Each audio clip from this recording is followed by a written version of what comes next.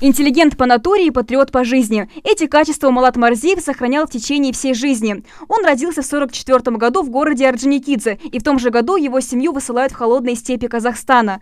Окончив среднюю школу, он уезжает в Москву и поступает в знаменитый МАИ. Учитывая успехи молодого специалиста, во время учебы его по распределению направляют на работу в Центр управления космическими полетами, который находится в подмосковном Королеве. В начале своей карьеры Малат работает инженером, затем его назначают заместителем начальника отдела. Проходит еще пару лет, и молодого амбициозного специалиста по космосу делают начальником отдела обработки информации. Отдел, обрабатывал информацию, связанную и с инженерией, и экономическую информацию, и техническую информацию.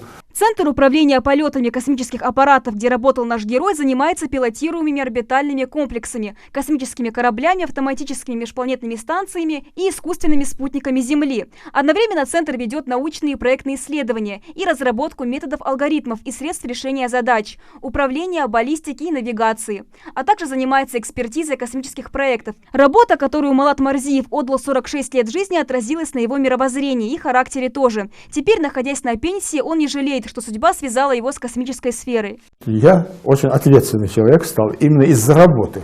Что работа такая, поэтому я такой, так сказать, если я сказал что-нибудь, или дал там, обещание, или дал слово, или еще что-нибудь такое, то я это дело выполняю. Не могу сказать 100%, что это дело, но я стараюсь это дело выполнить.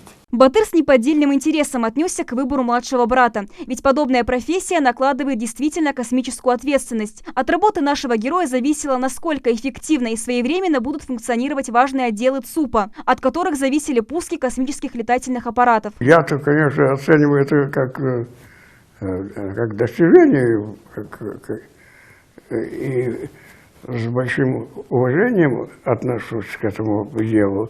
Прошло несколько лет, как Малат Марзиев ушел в отставку и проводит больше времени со своей семьей. Но тем не менее он не теряет связь с бывшими коллегами и периодически наведывается к ним в Королев, откуда и началась блестящая карьера блестящего человека, чей взор до сих пор направлен в сторону звезд. Амина Бокова, Хаваш Далагов, Сурхо Кусиев, Новости 24.